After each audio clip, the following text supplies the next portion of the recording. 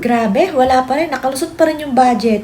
Doon kay Senador Soto, Ito, ang isa sakto sa si nakita Soto. niyang pinakamalinis Si na Tuta budget. Sobrang Pinakamaayos sip-sip nito ni at Soto. lininis pa.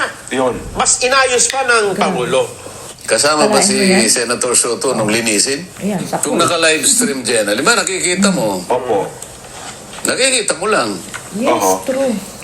Nakakasama ka ba sa deliberasyon? Nakikita mo lang sila ron. Narinig mo yung pinag-uusapan nila? Nakikita mo ba yung Sip-sip nga yan ni kinukwenta Soto, nila? tumanda ng Nakikita pauron. mo lang sila. Oo. Pero hindi mo nakikita kung ano yung ginagawa nila. Kung ano yung nililinis nila, kung merong nililinis. Yes. Ang usapan Tapos natin yung sasabihin malinis, mo kung ganyan, gaano diba? kalinis. Si Soto, Ako hindi ako masyadong believe doon sa pagiging malinis nung nagawang budget. Kaya nga ako bumoto ng no. Bakit nilagay doon sa ang program? Sa program fund, Para bro. sa ganon, hindi mabito. Kasi mandatory itong mga ito eh. Oo. Oo. Eh yung BICAM committee, nirestore niya Buti na lang kung Marcoleta, yung Senate version sa ang program, 174 wala pa billion rin lang din. nagawa. Kahit pa sinabi nilang susunod. Nabalik sa 243. Kalain mo yan. Paano Lumaki nangyari? pa.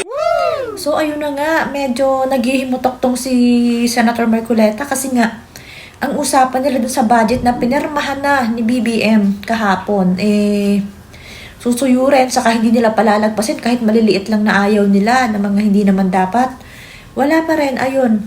Yung iba, lumaki pa lalo. Sabi ni Senator Marcoleta, paano nangyari yun na lumaki pa lalo samantalang ang usapan natin, hindi natin palalagpasin. So, wala pa rin nagawa. Ito nga, nag-ano rin. Dismayado rin si Senator Amy kasi sabi niya, parang halatang halata yung ginawa na naman. Tapos yun nga, sinasabi. Ang daming, dito sa video to, makikita natin yung iba pang sinasabi ni Kong Marcoleta. Ay, ni Senator Marcoleta. Kasi nga, grabe, ito si tapos sasabihin pa ni Soto na, yan daw yung budget daw ay malinis na, pero mas gusto pa daw na mas malinis ni Marcos Jr. samantalang ang daming sinasabi dito ni Kong Marcoleta, saka yung hindi nga pumerma, ay grabe talaga. Ilang senator, yung 4 yata yung hindi pumerma eh. Ito si Senator Marcoleta saka si Senator Amy. Kasi nga, parang ganun din sa 2025, tapos sasabihin mong napakalinis, di ba nakakagigil? Ay, ito daw po, Ito, ayon kay grabe. Senador Soto, So, palpal si Soto ang isa sa dito. nakita niyang Sip-sip eh. pinakamalinis na budget. Pinakamaayos at lininis pa. Yun. Mas inayos pa ng Grabe. Pangulo. Ay, naku. Ano ginamit na paglinis kaya, Jen? Well, mukhang... Kasama ba si Senator Soto nung linisin? well, bilang Senate Wala, President sip-sip siguro, lang. ako naniniwala na maaaring kasama siguro din siya.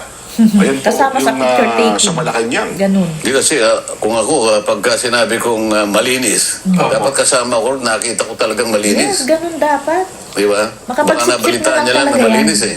Di ba yun? Ang kanyang premise po kasi, yung 2026 budget daw po, doon sa dumaan ng pagbusisi, na talagang sa bagay, binusisi, pinag-aralan Para mabuti, mabuhaya. Naka-live stream. Naka-live stream, hindi pinalusot yung dapat palusutin.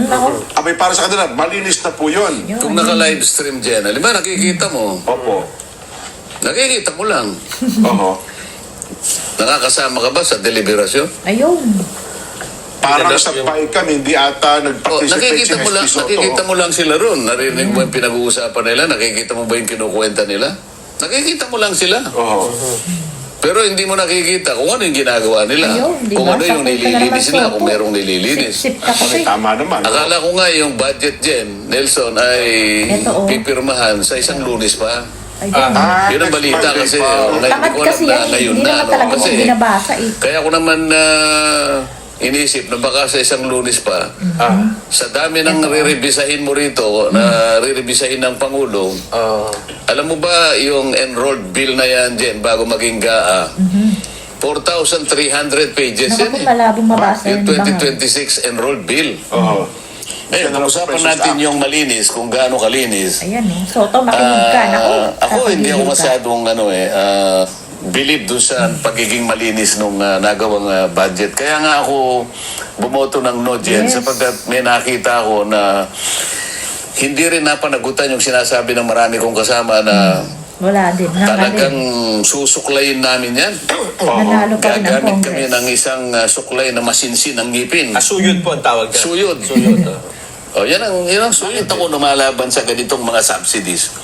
Ganito kasi Ito yun. pa, Sa ngayon doon sa isang survey ng SWS, September 2025, halos kalahati ng ating mamamayan, involving about 11.2 million families, Grabe. ang nasasabing hanggang ngayon mahirap pa rin kami. Tama po kayo. Tingnan mo na nga ako. Pahirap nga ng pahirap. Kung eh, nakatutugon pahirap ito na sa pahirap pangangailangan ng ang napakarami pagkain nating pala. mahirap na kababayan, may AX ka, may tupad, may maipip, may kung ano-ano, Opo.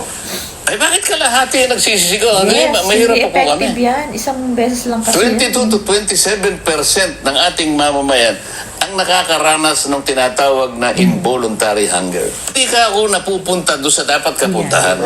Totoo yan. Itong November 5, 2025 na survey na to dyan, na nagsasabi na 27% ng ating mamamayan nakakaranas ng involuntary hunger o gustong kumain na walang makain. Opo. Ito ang pinakamataas since 1998. Oh, di ba? Wow. Naku. So paano mo ngayon sasabihin na nakatutulong itong mga subsidy? Wala talaga yan. Kasi sa politiko lang Bakit naman nilagay doon napupunta sa ang eh. program? Sa program fund. Para sa ganon, hindi mabito. Ayun.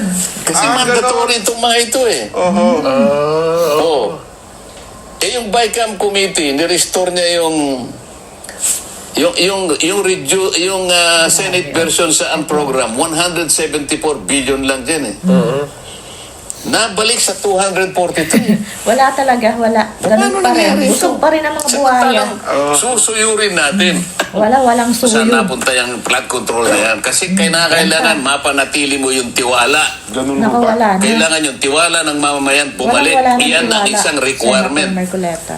Hindi parang halimbawa nagpalit lang tayo ng panahon, nagpalit lang tayo ng year. Nakalimutan na ba yung nakaraan?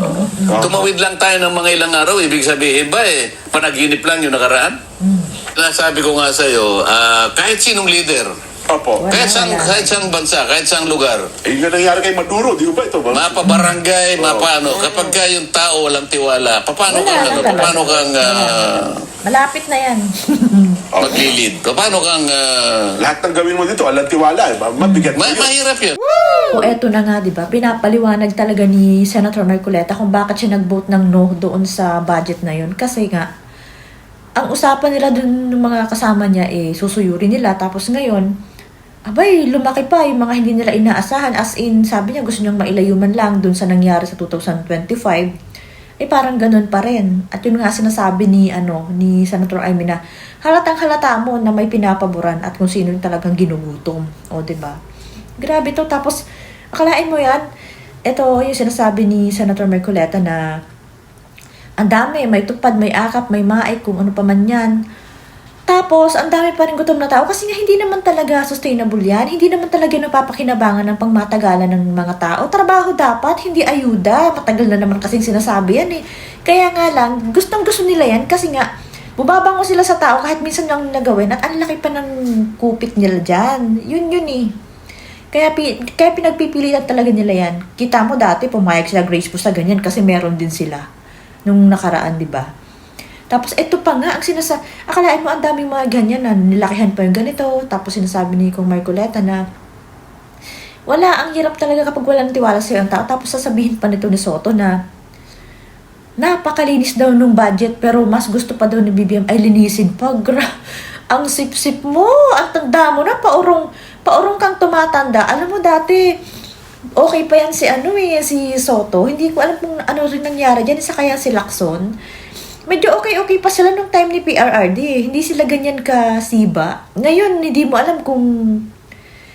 Grabe, akalain mo yung mga yan. Walang ginawa sa kanila si BP Sara pero gustong-gusto nila ma-impeach. Ibig sabihin, tapos pa na hindi daw sila takot kay Martin Romualdez, hindi daw sila sumusunod. Ano ginawa sa inyo ni BP Sara para ganyan ninyo kung hindi kayo sumusunod talaga kay Martin Romualdez? Or, kung talagang hindi rin kayo tumatanggap ng kung anik-anik galing sa mga yan. Kasi nga, sila naman talaga yan si Bongbong Marcos, kasi sila talaga yung mastermind ng lahat ng nangyayaring yan. Yung mga pakulo nila na para ilihis dun sa flood control. Ito nga sabi ni Kong Marcoleta, hanggang ngayon nga hindi pa alam kung anong nangyari dun sa flood control na yan. Kasi wala na kita nyo, wala na. Parang Nag-New Year lang ba, nakakalimutan na natin, ilang araw lang, nakakalimutan na. Yun ang sinasabi ni Kong Marcoleta. Ang galing talaga nito. At saka yung paliwanag niya, naiintindihan talaga ng mga tao. So, kailangan talaga, tutukan. Hindi naman kasi kaya. Siya lang kasing sila, ni Senator Amy, ang matibay-tibay na lumalaban at nagsasalita. Sa ibang wala eh. Wala talaga.